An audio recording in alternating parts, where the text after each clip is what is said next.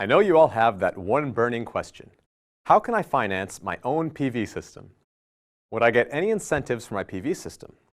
Well, that's what I'm going to talk about and discuss now. In the last lecture, I spoke about how retail prices of electricity and how a distinction can be made between utility and home when comparing grid versus socket parity.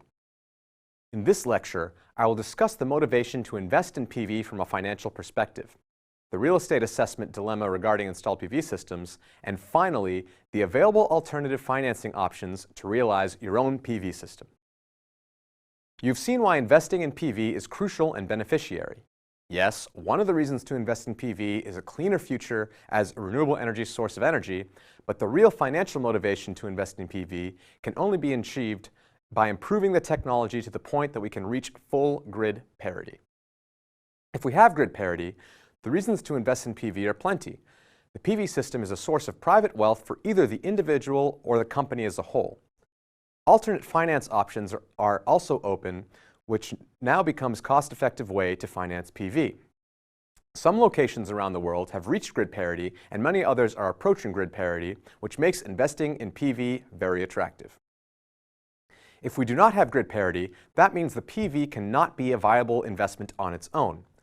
I will talk in the following video about different financial incentives that some governments use to still make investing in PV attractive economically.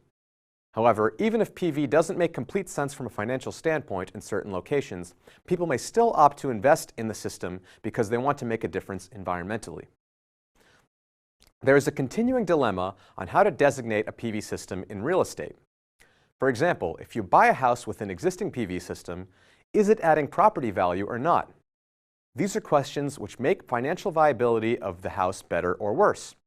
If you buy the house and you don't live in the same house for the lifetime of the PV system, or something like 25 years, the question now becomes if the system is actually adding value or not, which again is country and market specific.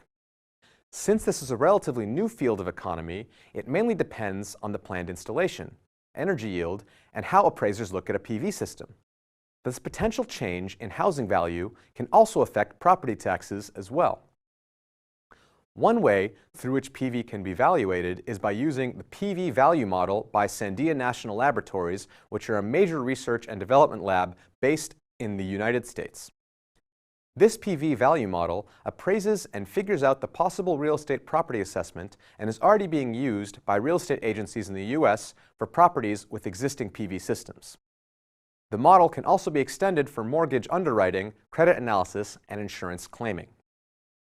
Let us now look how the model calculates PV value in detail.